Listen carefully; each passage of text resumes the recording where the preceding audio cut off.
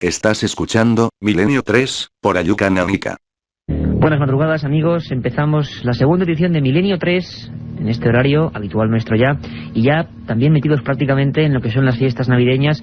Estamos enfilando la recta final de un 2002 que ha sido productivo a nivel del misterio. Todo un equipo a vuestra disposición, como siempre: Katia Rocha, Carmen Porter, Carlos Barroso, que os habla Iker Jiménez, y hoy Iván Villán a los mandos técnicos.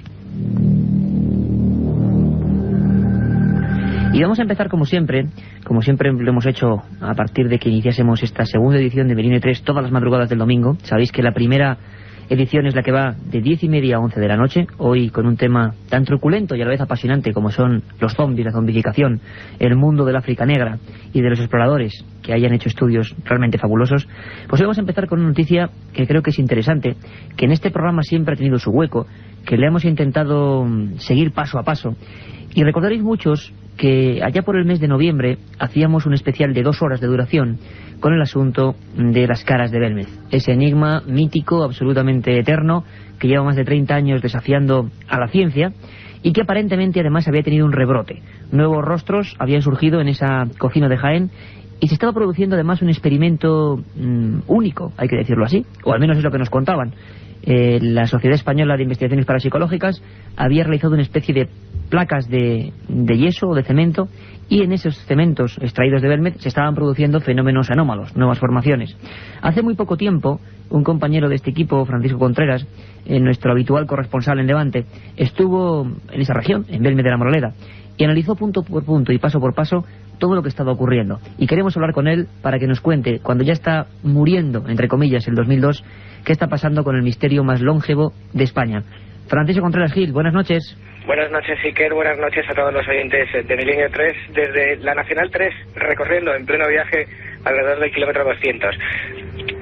Francisco, estuviste en Belmez hace bien poco, estuviste viendo los rostros de la casa de María Gómez Cámara y estuviste también comprobando esos sellos o experimentos que están realizando ahora. Cuéntanos un poco a toda la audiencia en qué consiste ese experimento, qué se está haciendo y qué es lo que tuviste. Bueno, estuvimos hace pocas semanas allí viendo a María Gómez Cámara, viendo la casa de las caras, ¿no? Ese suelo donde retratos imposibles de trazos gruesos, grotescos, aparecieron en la década de los años 70, concretamente el 23 de agosto de 1971. Y yo la verdad es que iba ilusionado por ver esos nuevos rostros, esas nuevas caras que presuntamente, supuestamente habían salido hace unos meses y que habían sido portada de diversos medios de comunicación, algunos de ellos especializados. Y la verdad es que me fui con un sabor agridulce, Iker. ¿Agridulce?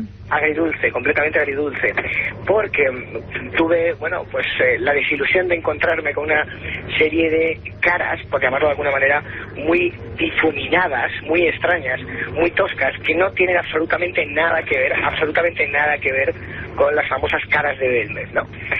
Por ejemplo, hay un rostro delante del televisor en el salón de María, justo delante donde tiene ella la televisión, que es un retrato muy sencillo, muy simple, como dibujado por un niño, con 2 ojos, una nariz recta y una boca semiabierta. Y claro, uno contempla esa imagen y gira la cabeza y ve al pelado, ve a la pava y dice: no puede ser, esto no puede estar pasando.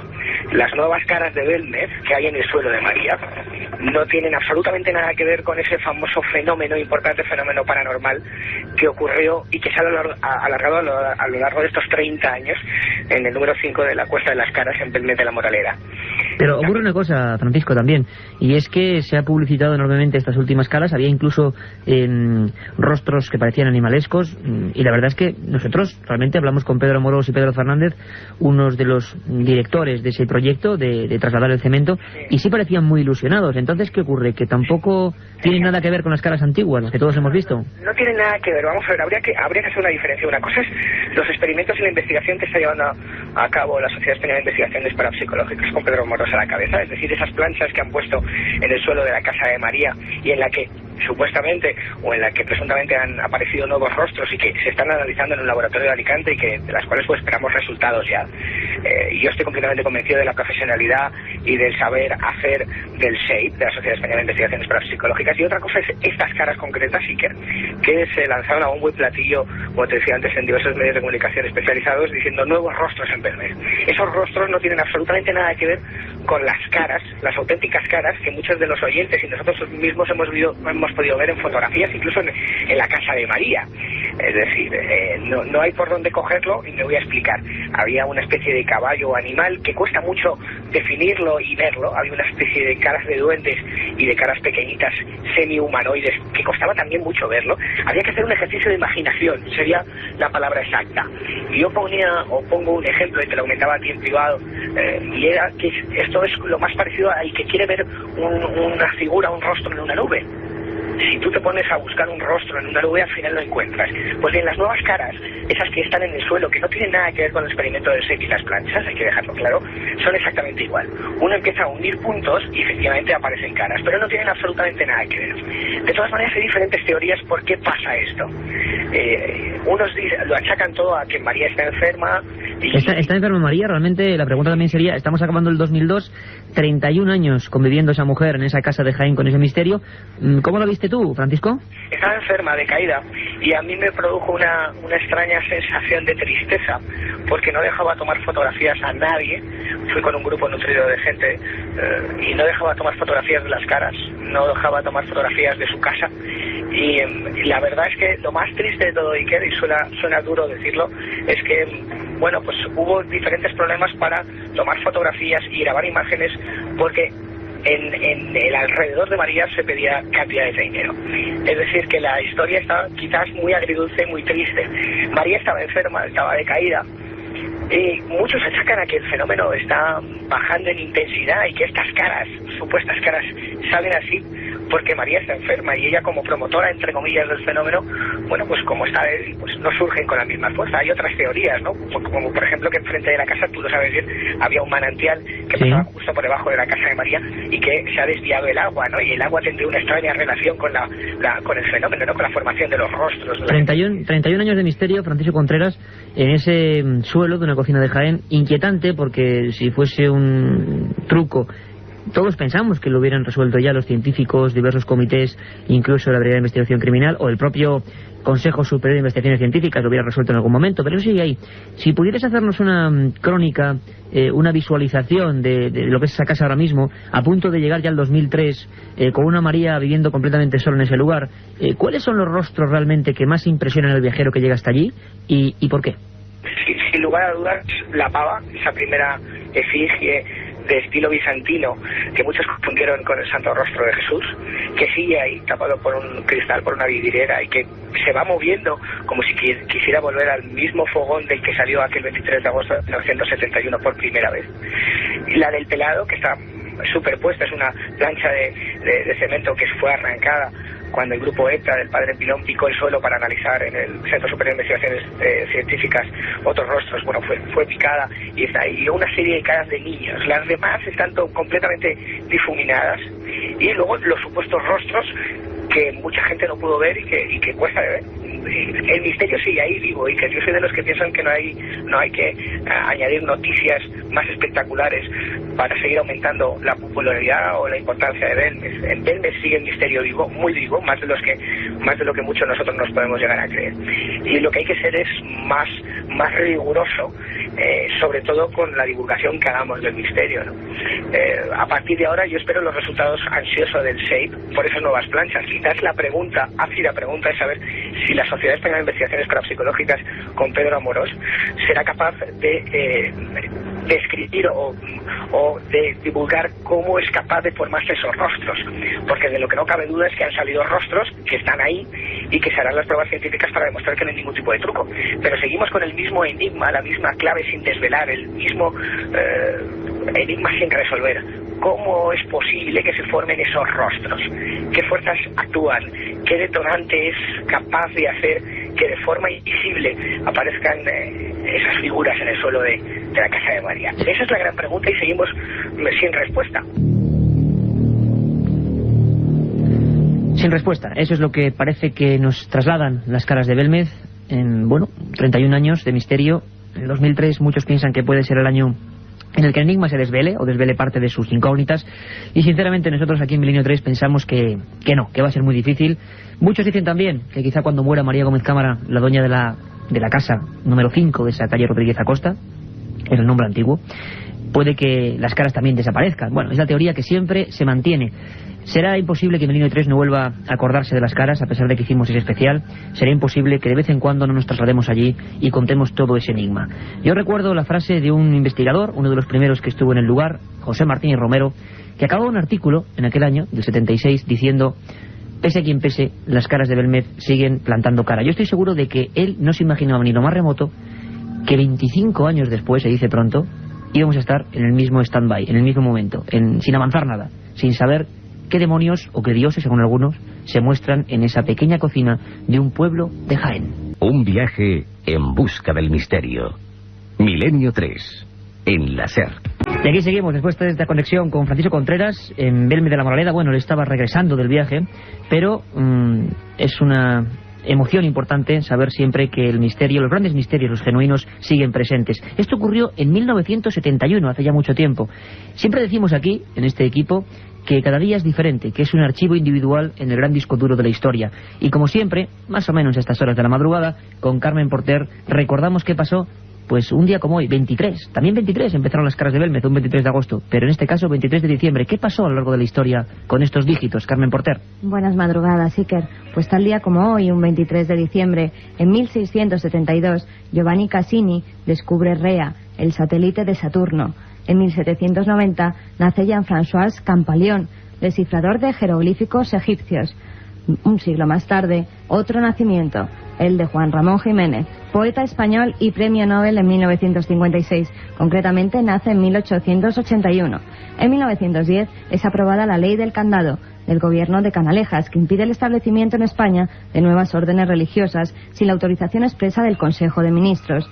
En 1919, varios terremotos en México causan más de 7.000 víctimas. Ya en 1968, el castellano es declarado idioma de trabajo en el Consejo de Seguridad de la ONU. En 1974 se produce el primer vuelo del avión B-1, un bombardero estratégico tripulado de la Fuerza Aérea de los Estados Unidos. 4 años más tarde, en 1978, es abolida en España la pena de muerte para los militares en tiempo de paz. Y ya en 1986, el avión experimental Voyager da por primera vez una vuelta alrededor del mundo y sin paradas. Sabéis que hay una dirección, un contacto directo con todos nosotros, Milenio3 con número, milenio3@cadenaser.com, milenio3@cadenaser.com, y ahí podéis enviarnos todas las sugerencias, críticas, alabanzas, opiniones sobre los temas. Estamos abiertos absolutamente a todo. Estamos abiertos realmente a que nos planteéis vuestras dudas, que sabemos que son muchas, y nosotros intentaremos siempre, cada semana, acercarnos un poco, no sé si a la respuesta, pero desde luego a todos los documentos, todos los datos y toda la información.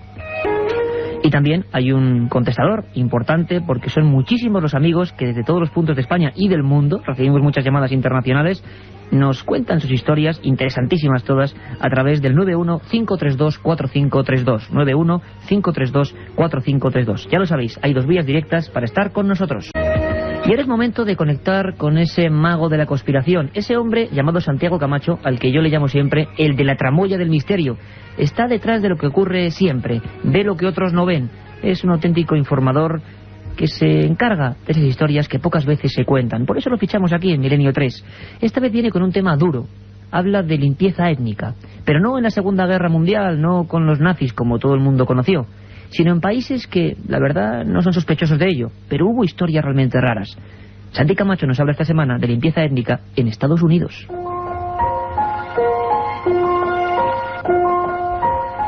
Todos conocemos los atroces programas de higiene racial llevados a cabo por los nazis durante los años 30 y 40. Aparte del exterminio de los judíos, se procedió a esterilizar sistemáticamente a todos los que no encajasen con el modelo ario. Lo que muchos no conocen es que en aquellos días tales planteamientos eran comunes en muchos otros lugares del mundo, y muy especialmente en Estados Unidos. Cientos de miles de personas fueron legalmente esterilizadas en Norteamérica durante las primeras décadas del siglo XX. Enfermos mentales, epilépticos y todo aquel que, según los tribunales médicos, no alcanzaba la media de normalidad deseada, eran castrados en cumplimiento de las llamadas leyes de purificación racial. California fue el estado donde se aplicaron estas leyes con mayor rigor, llegándose a promulgar incluso la esterilización de los alcohólicos. Era la época en que estaba en boga la teoría llamada darwinismo social, que venía a afirmar que los ricos tienen algo en su código genético que les hace mejores que los demás. Incluso se llegó a celebrar una conferencia en Battle Creek, Michigan, en la que científicos de todo el mundo se reunieron para intentar demostrar cosas tales como que los negros son estúpidos, los judíos avariciosos, los latinos vagos, las mujeres irracionales y, por supuesto, que los blancos, ricos, arios y bien educados son genéticamente superiores. El clima social de la época permitía que personalidades de la talla del premio Nobel William Shockley propugnaran que se diera un incentivo de $1000 a toda persona de raza negra que decidiera voluntariamente someterse a la esterilización. Se trataba, según él, de limitar el crecimiento de las razas inferiores, todo por el bien de la humanidad. Fueron aquellos polvos de intransigencia los que trajeron los lodos del nazismo y la cámara de gas. Por eso, siempre es bueno recordar que lo que hace a las personas mejores no radica en su color de piel, ni en su coeficiente intelectual, sino en la calidad de los sentimientos que anidan en su corazón. La otra realidad. Fenómenos extraños. Misterios sin resolver. Milenio 3. En la SER.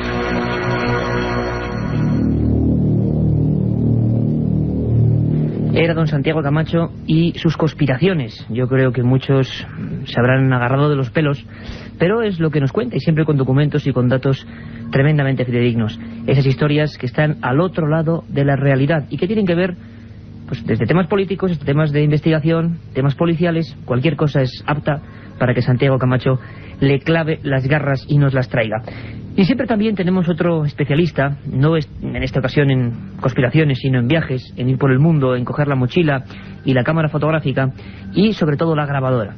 Y traernos lo mejor, a veces lo peor, a veces lo más inquietante, de esos países que nos gustaría tanto visitar, esos países que la inmensa mayoría no hemos tenido la oportunidad de recorrer paso a paso. Cada semana, don Carlos Barroso, nuestro viajero del equipo, se marcha a un punto del planeta. Siempre elegimos lugares por los que vosotros nos preguntáis. Recordáis que hace poco estuvimos en la isla de Pascua, ¿verdad? Pues ahora nos marchamos ni más ni menos que a Mauritania, cuna de 1001 misterios. Situado al sur del Sáhara, en la costa atlántica de África, Mauritania nos abre las puertas a una aventura de dunas y oasis por tierras de nómadas. Tiene una superficie de 1 millón de kilómetros cuadrados, el doble que España, pero solo tiene 2 millones de habitantes. La mayor parte del país está formada por desiertos que saben a libertad y sencillez, donde es fácil ser absorbido por un horizonte sin límite. Pero el desierto de Mauritania no está deshabitado, porque sus pobladores han sabido aprovechar las posibilidades de tan agreste terreno para subsistir. Los pastores convierten este árido enclave en una zona humana y viva, donde la trilogía dátiles, leche de camella y charla bajo la jaima o tienda se convierte en un auténtico sello de identidad. Mauritania es una frontera entre dos mundos, donde perviven tradiciones que se remontan al alba de los tiempos. Multirracial y tolerante, a pesar de su sociedad jerarquizada, este país, a medio camino entre el Magreb y el África Negra, ofrece kilómetros de playas vírgenes, noches a la intemperie junto al fuego y paisajes desnudos, además de otros encantos rodeados de misterio.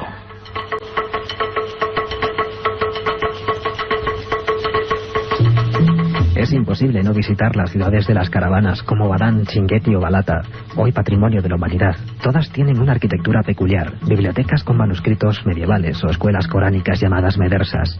El pueblo medieval de Chinguetti está considerado la 7ª ciudad sagrada del Islam. Es asediado por dunas que pasan a través de él y amenazan con enterrarlo para siempre. Enclavadas entre mares de dunas y montañas, rodeadas de verdes palmerales y pequeñas huertas, merece la pena una visita a pesar de su complicado acceso. Igualmente imprescindible es acudir a Erguarane, a donde viajan cada año los pastores para dar de comer a sus camellos tras las lluvias del verano. Se trata de una emigración bíblica. Allí reciben al viajero con hospitalidad y les encanta compartir con él los 3 tés de Figor, la leche de camella o los dátiles. Son ciudades donde se duerme al aire libre, junto a la hoguera, y donde es posible contemplar la salida y la puesta del sol, sin que el tiempo parezca avanzar. Mauritania ofrece más atractivos como los profundos cañones de Adrar, con pinturas rupestres de la época prehistórica, o el Parque Nacional Banco de Arguín, donde viven los míticos Imragens, pescadores que consiguen sus presas siguiendo un rito ancestral y con la ayuda de los delfines. Es un auténtico refugio de aves en sus migraciones anuales. Ouadane es un sitio bastante llamativo. Se trata del último lugar de partida para las caravanas de camellos de los Tuareg, que aún realizan el peligroso viaje hacia las montañas Atlas de Marruecos y Argelia a través del desierto. Cerca de allí se encuentra Kelf el-Richat, un misterioso cráter de 38 kilómetros de diámetro, rodeado por una escarpada pared de piedra plateada en mitad de la arena. Según las últimas teorías, este inmenso cráter lo provocó la caída de un meteorito. El viajero no puede dejar de tomar un baño en las pozas de Terjit, a 40 kilómetros de Atar, un oasis perdido entre montañas que parece un escenario de las 1001 noches. Tantos y tantos lugares. Mauritania nos ofrece la posibilidad de perdernos en otro mundo, de comer con las manos, de embriagarnos con el agua, de escuchar una canción de hora y media o de fabricarnos un talismán. Un paseo por lugares de ensueño donde la aventura será nuestra única compañera.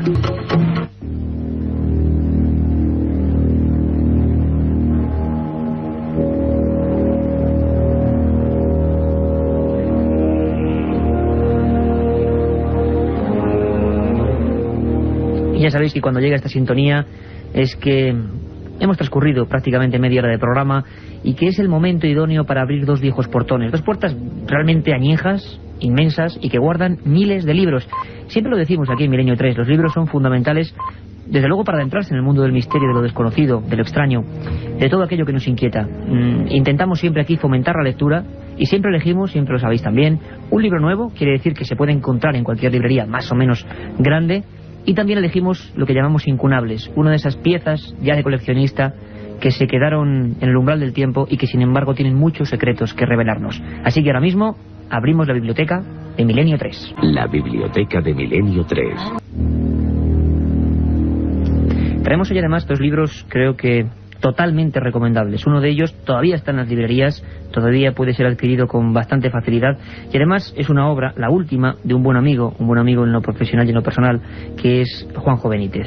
Carmen Porter, buenas madrugadas. Buenas madrugadas de nuevo, Iker. Pues sí, traemos la última obra de Juan José Benítez, Mi Dios favorito. La editorial es Planeta y además este libro viene con unas fotografías del hijo de Juanjo. Fotos espectaculares, además. Sí, fotos que Iván Benítez ha realizado en sus viajes por Oriente Medio, por África, por Europa, por América. Pues todo ello viene para complementar lo que son las respuestas que da Juanjo a sus lectores, porque se trata de un libro de preguntas y respuestas.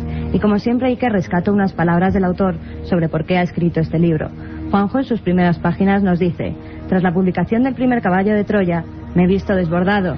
Han sido centenares las cartas que han llegado hasta mi cuartel general, Aba. Todas, como una sola y mágica voz, sugerían algo que me fascinó. Hable de Dios, háblenos de su jefe. ¿Cómo lo ve? ¿Cómo es para usted?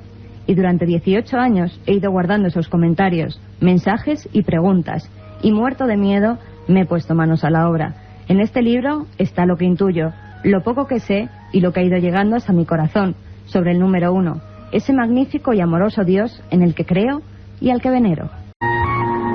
Juanjo Benítez, un libro además espectacular en lo que es su presentación, imágenes, como decíamos, de un reportero profesional de guerra, como es su hijo Iván Benítez, que ha recorrido el mundo, un trabajo gráfico impresionante, además complementado con una cosa que ya hizo hace un tiempo, fue un libro que era sobre el tema OVNI y también respondía a los niños. Aquí responde a niños, mayores, todo tipo de gente, ¿no? Sí, todo tipo de preguntas, y ya las imágenes que hace su hijo Iván Benítez se pueden ver incluso en la portada, en la que se nos muestra un Juanjo completamente mojado, tienes la ropa, los pantalones, ese chaleco de campo de tantos bolsillos completamente calado por el agua y mirando hacia el cielo con los ojos cerrados. Una imagen realmente preciosa, Iker. Entre esas preguntas de los lectores, de la gente que sigue a Juan José Benítez, yo he rescatado una por la que también muchos de vosotros, muchos de nuestros oyentes nos preguntan: las casualidades o causalidades que nos pasan a los investigadores, a los periodistas que nos dedicamos al misterio. La pregunta era: tengo entendido que usted no cree en la casualidad. Y Juanjo le responde: desde hace mucho tiempo. Les contaré algo que muy pocos conocen. Cuando empecé a sospechar que el azar no existe, puse en marcha un pequeño gran experimento. Durante 1000 días llevé un diario personal, anotando cuanto sucedía a mi alrededor. Pues bien, el promedio de casualidades, entre comillas, lo pone Juanjo, era de 2 al día. Muchos de esos sucesos eran matemáticamente imposibles. Así que, Carmen Porter, recomendamos vivamente ese libro, mi 10 favorito, Juanjo Benítez, Editorial Planeta, un libro para hacer pensar, Además, ¿no? un libro muy bonito para regalar estas Navidades, porque seguro que a todo aquel que lo reciba le va a gustar. Y yo tengo en mis manos, sabéis que siempre, bueno, pues rebuscamos en esa inmensa biblioteca, bueno, un libro que además, sabéis que hemos hecho la primera edición de Milenio 3 de 10:30 a 11 sobre el enigma de los zombies.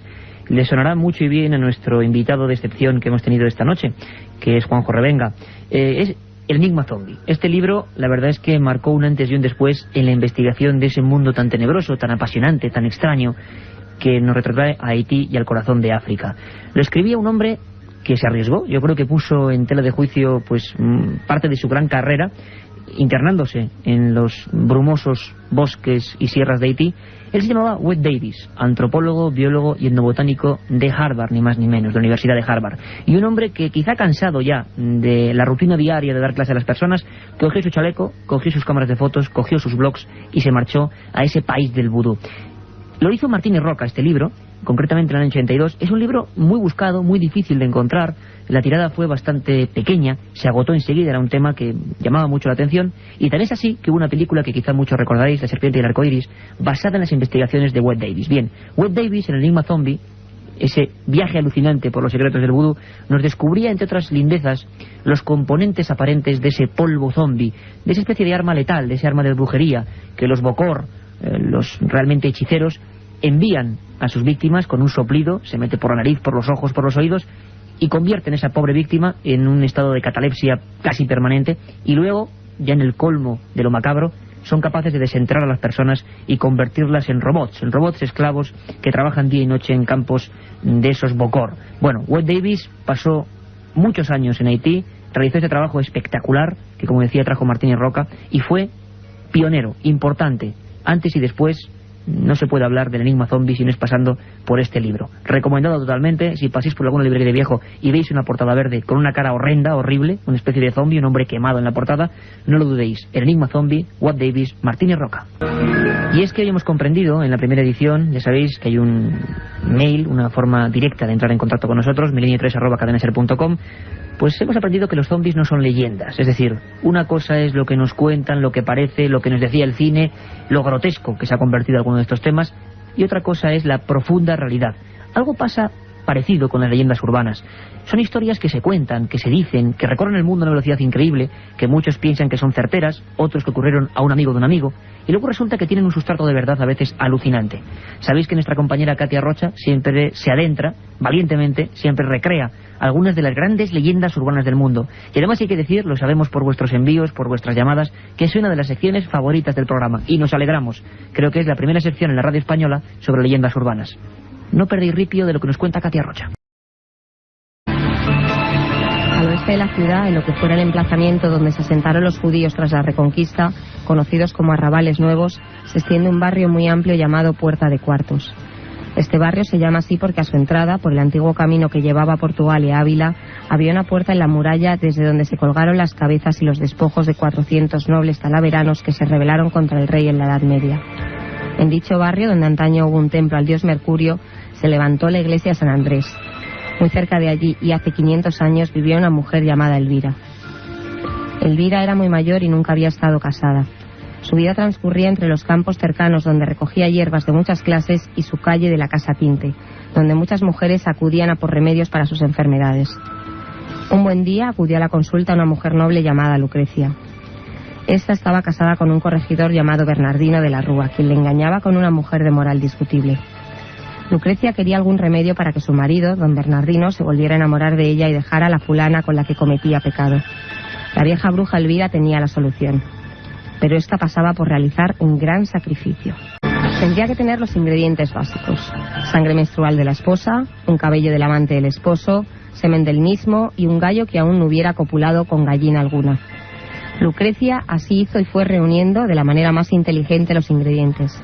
La sangre menstrual obviamente no era problema. El gallo fue apartado de sus congéneres cuando era pollito. Lucrecia recogió algunos cabellos del chaquetón de su marido y una noche, a pesar del horror que esto le ocasionaba, masturbó a su marido con la boca y luego guardó el semen en un pequeño aceitero de barro. En 6 meses todo estaba preparado. La bruja unió todos los ingredientes, excepto el gallo, en una marmita. Echó vino de Monte Aragón, aceites y un ungüento que según ella estaba hecho con su propia orina y grasa de cerdo. Luego de cocer todo, con el siguiente nauseabundo olor, mandó desnudarse a la mujer y abriendo el cuello del pobre gallo roció todo el cuerpo de Lucrecia con su sangre. Luego le dio de beber el líquido inmundo y le ordenó que a las 4 de la mañana, cuando todos duermen, diera 2 vueltas a la iglesia de San Andrés rodeando su rastro con la sangre del gallo. La mujer así lo hizo. Obviamente su marido, meses después, siguió no solo teniendo sus encuentros con la joven prostituta, sino que ya frecuentaba las diversas casas de mujeres que había en la ciudad. Lucrecia enfermó del estómago y del corazón. Una noche, tras una pesadilla, corrió a casa de la bruja y le increpó por no haber podido remediar su mal. La bruja le prometió un resultado, pero Lucrecia, enloquecida, le clavó un punzón en el corazón. Varios días después, unos caballeros de la Santa Hermandad entraron en la casa y encontraron a Lucrecia sucia y totalmente fuera de sí. Decía que el diablo había estado abusando de ella y a pesar de sus oraciones, esta no había sido escuchada. Después de que el sacerdote le hiciera un exorcismo, la mujer enmudeció y así permaneció hasta su muerte varios años después, habiendo ingresado en un convento como monja para penar por su delito de brujería.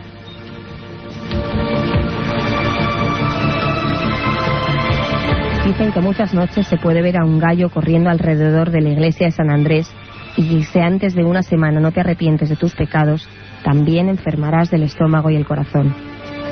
Esta leyenda urbana es aplicable hoy en día a todos aquellos que se atreven a hacer ritos o hechizos de amor con brujería. La otra realidad. Fenómenos extraños. Misterios sin resolver. Milenio 3. En la SER. Pues sí, son las leyendas urbanas, a veces truculentas, macabras y otras subidas de tono incluso, como esta que nos trae hoy Katia Rocha. Y además hay que decir que, bueno, en Milenio 3 nos gusta ser pioneros, empezar secciones, cosas nuevas, abrir nuevos campos de lo desconocido, que siempre repito, no es solo lo paranormal, sino muchísimas más cosas, como estáis comprobando siempre cada domingo de 10:30 a 11 y de 3 a 4. Y hay que decir que hasta nos alegra que otros compañeros de otras emisoras, pues bueno, capten las ideas y hagan también secciones, por ejemplo, de leyendas urbanas. Nos alegra mucho porque quiere decir que vamos por el buen camino. Y buen camino es el que siempre también lleva firmemente uno de nuestros colaboradores y compañeros, iba a decir de excepción. La verdad es que Nacho Ares es ambas cosas, compañero y colaborador. Y además, si fuera poco, director de la revista de arqueología. Nacho Ares, con el tremendo éxito que está teniendo su sección, nos lleva esta vez al epicentro, a los enigmas de uno de los grandes escritores y dramaturgos de todos los tiempos. Si hace poco se metía con la dama de Elche, o al menos comentaba los enigmas que hay en torno a ella, si hace un par de semanas nos hablaba de ese enigma real que está oculto en ese maravilloso cuadro de las Meninas de Velázquez, ahora nos habla de esta persona, de este hombre al que todos hemos leído, estudiado, incluso recitado, Shakespeare. Escuchamos la historia perdida de Nacho Ares. Después de más de 4 siglos, son numerosos los críticos literarios que ponen en tela de juicio la autenticidad de William Shakespeare como dramaturgo. Un oscuro y turbio velo cubre toda la obra de este famoso poeta británico. ¿Cómo pudo describir con tanto detalle el boato de la corte de Dinamarca que aparece en su famosísimo Hamlet, sin haber estado nunca en la corte del país nórdico? ¿De dónde extrajo todos los minuciosos detalles que aparecen desmenuzados en El Mercader de Venecia, si nunca salió de su Inglaterra natal? ¿Acaso estuvo en Egipto con el fin de ambientarse para su Cleopatra o en Verona para su Romeo y Julieta?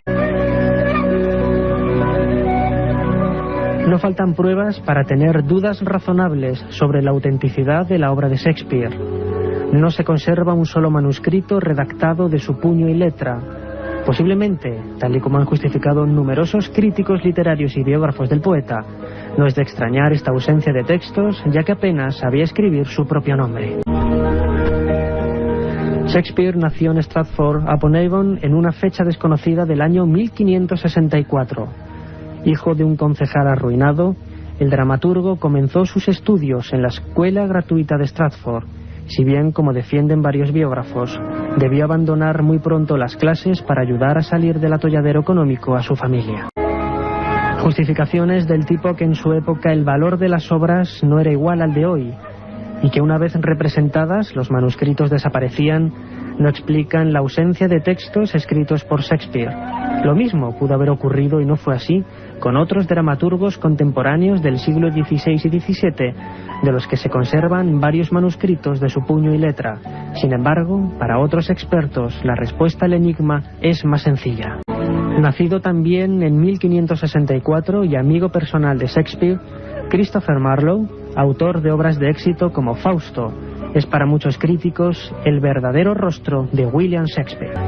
Espía del gobierno de la reina Elizabeth, Marlowe falleció en una extraña reyerta en el año 1593, cuando solo contaba con 28 años. Sin embargo, las misteriosas circunstancias que rodearon a su muerte hacen pensar que realmente Marlowe, el espía, solamente desapareció de la historia para cambiar de personalidad. Posiblemente viajó por toda Europa y África, fruto de cuyas aventuras podrían haber nacido las tramas de las tragedias que hoy día conocemos bajo el seudónimo de William Shakespeare. Un viaje en busca del misterio. Milenio 3, en la SER. Estás escuchando Milenio 3, por Ayucan Anica. La otra realidad. Fenómenos extraños. Misterios sin resolver. Milenio 3, en la SER. Tremendo, Nacho Ores, incluso poniendo en duda, en tela de juicio, algunas de las personalidades más importantes de la historia del arte y de la historia de la literatura. La verdad es que es uno de los motivos por el que hacemos esa sección. La hemos llamado, ya lo sabéis, la historia perdida. Y significa, o viene a recalcar, que no todo es tan claro como nos contaron o como parece. Una historia que se centra en arqueología, pero también a veces acude hasta prácticamente este mismo siglo, para desvelar los enigmas de este mismo siglo. Ya sabéis que, a pesar de que estamos en la recta final del año 2002, esta misma semana ha habido un sinfín de noticias de actualidad, un sinfín de documentos relativos a las historias que nos hacemos eco de ellas en Milenio 3. Historias sobre ciencia, arqueología e incluso, hay que decirlo, parece que vuelve este misterio, observaciones y filmaciones por parte de la policía de lo que llamaríamos fenómeno ovni. Ocurrió en Colombia y vamos a marchar hasta allí. Es parte de ese informativo siempre tan completo que nos traen cada semana Carlos Barroso y Carmen Porter. Con la Navidad a la vuelta de la esquina y millones de fieles de todo el mundo cristiano esperando para celebrar los 2002 años del nacimiento de Cristo, el Papa Juan Pablo II dice que Dios se ha disgustado con los hombres y ha anunciado que ya no se va a revelar más. Desde el Vaticano, el Santo Padre ha dicho que el Creador se ha encerrado en su mundo, enfadado por las atrocidades que está cometiendo el ser humano. Enseguida nos lo cuentan desde Italia. Antes repasamos otras noticias en los titulares de Carmen Porter. Avistamiento de ovnis en Chile y Colombia.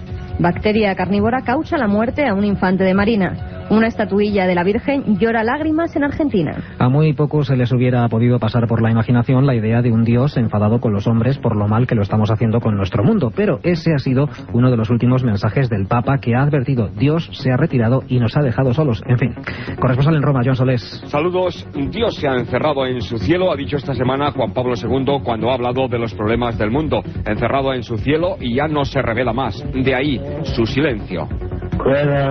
Del silencio de Dios. Dios está disgustado por el comportamiento de la humanidad. Frente a tragedias como la sequía, el hambre y las guerras, el mundo vive este otro drama todavía peor. Dios permanece en su santo aislamiento y ha dejado a los hombres solos, ha afirmado el anciano Papa, que aparece de nuevo poco antes de la Navidad, fatigado y enfermo. En la soledad existencial, ha añadido, el hombre se siente solo, inseguro, sin paz, sin salvación o esperanza, y en la soledad le invade el terror. Comentando los versículos del profeta Jeremías, llanto del pueblo en tiempos de hambre y de guerra del Antiguo Testamento, el pontífice ha criticado así la atormentada, ha dicho, época actual. Dios está aislado en su cielo, silencioso y decepcionado por la humanidad, ya no se revela más. Palabra de Papa. Andamos pendientes del cielo estos días porque desde el pasado martes y por unas cuantas jornadas más es posible distinguir un espectáculo que solo se repite cada 30 años. Desde la Tierra y mirando a Levante es posible divisar con claridad, siempre que no haya nubes, el planeta Saturno y sus impresionantes anillos. Carmen. Desde el pasado 17 de diciembre, Saturno puede ser observado con gran nitidez, ya que coinciden tres fenómenos. Primero, Saturno y el Sol están en posición. Es el momento de mayor aproximación entre la Tierra y el planeta, lo que solo se da una vez cada 13 meses. Segundo, Saturno se encuentra en su perihelio, es es decir, el punto más cerca del Sol de su órbita. Y tercero, los anillos están plenamente desplegados hacia la Tierra. La NASA ha recomendado que nadie se pierda este espectáculo, porque solo se produce cada 30 años. Nuevos avistamientos ovni no dejan de sorprendernos en Sudamérica. La prensa colombiana y chilena se han hecho eco estos días de apariciones de objetos extraños en el cielo que en algunos casos incluso han sido filmados. Corresponsal en América Latina, María José Ajejas.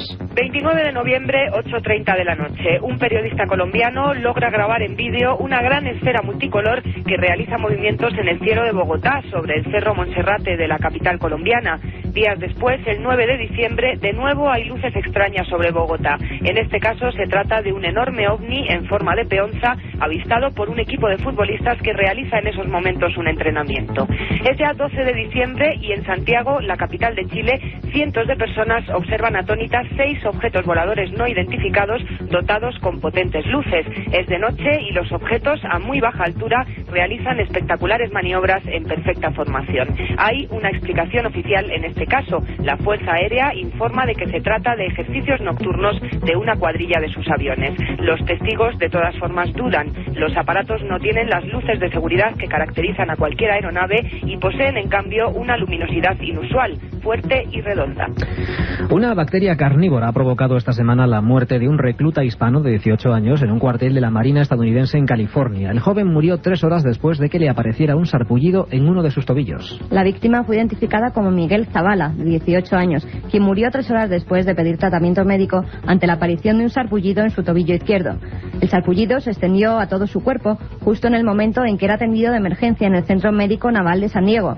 Señalaron que se teme que la bacteria, conocida científicamente como Streptococcus grupo A, haya causado la muerte de otros 2 reclutas en un centro de entrenamiento el mes pasado. Otros 100 soldados han mostrado síntomas del ataque bacteriano. Y es el momento ya de repasar otras noticias también interesantes. En la ciudad argentina de Salta, los ciudadanos están conmocionados por la aparición de una imagen de la Virgen que llora. Se trata de una estatuilla de plástico de unos 10 centímetros de alto que fue hallada en el hueco de una pared, que inexplicablemente se abrió en el domicilio de la familia Romero.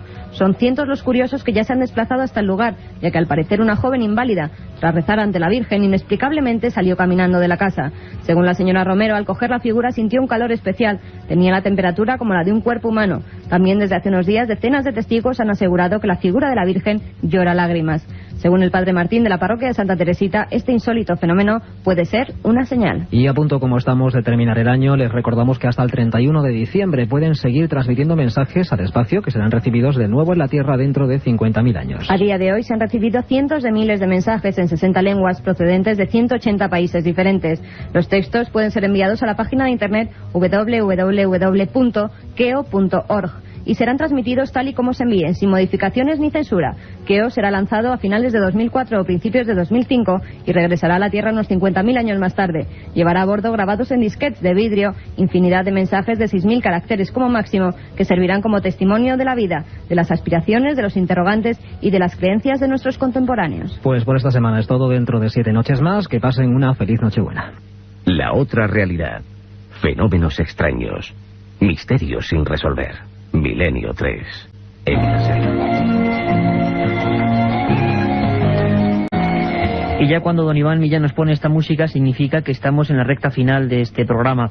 Esta música que se llama Millennium, nos preguntáis mucho por ella, de Hans Zimmer, y que siempre es, digamos, la alfombra sonora sobre la que vamos despojándonos de tantos mails, tantas cartas, tantas comunicaciones que habéis enviado siempre a 2 sitios, a 2 lugares, siempre lo digo también, milenio3@cadenaser.com, ese es el correo electrónico, milenio3 con número @cadenaser.com, y también el 915324532, 915324532, para dejarnos vuestros mensajes de contestador. Carmen Portera, hasta nos han llegado casi un centenar de mensajes en esta semana, algunos de ellos interesantísimos, ¿no? Pues sí, pero uno de ellos que hemos rescatado es el de Ana Riquelme.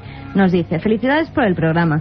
Tengo mucha curiosidad por un lugar que visité el pasado verano, donde decían que se realizaban aquelarres. Me refiero a las cuevas de Zugarramurdi. ¿Qué nos puedes contar de ello? Bueno, un lugar absolutamente clásico de la historia de la brujería española.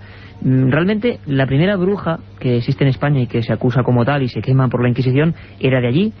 Se dicen, algunos historiadores lo comentan, que era realmente de las montañas del interior de Galicia, pero no, era de Zugarramurdi, un lugar enclavado en la parte alta de Navarra, donde hay unas cuevas que todavía permanecen relativamente salvajes allí, y luego hay otra zona, sí más turística, o al menos con carteles e indicativos, donde se supone que se hacían esos aquelarres. Aquelarre que viene de rendir culto al macho cabrío, al cabrón, hay que decirlo así, que es ese animal que según los testimonios de aquella época del medievo se elevaba sobre 2 patas, y las brujas es lo que hacían, Carmen Porter, pues besar las partes pudendas de ese macho cabrío. Era parte de ese ritual que tanto llamaba la atención en la Edad Media y que hizo que muchas de estas brujas, que también se dedicaban a la naturaleza, a la medicina, digámoslo así, de las hierbas, de los componentes mágicos, fueran ajusticiadas, algunas de ellas de forma brutal. Zugarramurdi, dedicaremos un programa a esa parte de la España mágica. Roberto Estrada nos pregunta: me gustaría saber cuándo haréis un especial de esos de preguntas. Bueno, ya lo hemos dicho en la primera edición de Milenio 3, pero volvemos a repetir los especiales que tenemos estas Navidades. Sí, porque además hay muchos. Hay que tomar nota, lápiz y papel. Venimos cargaditos. Dentro de muy poquitas horas, mañana mismo, el 24 de diciembre, Nochebuena, de paso felicito a todos la Nochebuena, de 3 a 4 de la tarde haremos un especial de Milenio 3. Después se repetirá de 12 a 1 de la madrugada. El 28 de diciembre, sábado, de 22 a 23 horas, es decir, de 10 a 11 de la noche, otro especial de Milenio 3. El 29 de diciembre, como siempre, nuestro programa del domingo, pero tenemos media hora más porque no hay fútbol. De 10 a 11 de la noche contestaremos a todos los mails que nos han llegado, y estar atentos porque abriremos los teléfonos de la cadena SER para que vosotros mismos nos preguntéis todo aquello que queráis y nosotros buenamente os responderemos. El 31 de diciembre, Nochevieja, también estaremos con vosotros de 3 a 4 de la tarde y de 10 a 11 de la noche.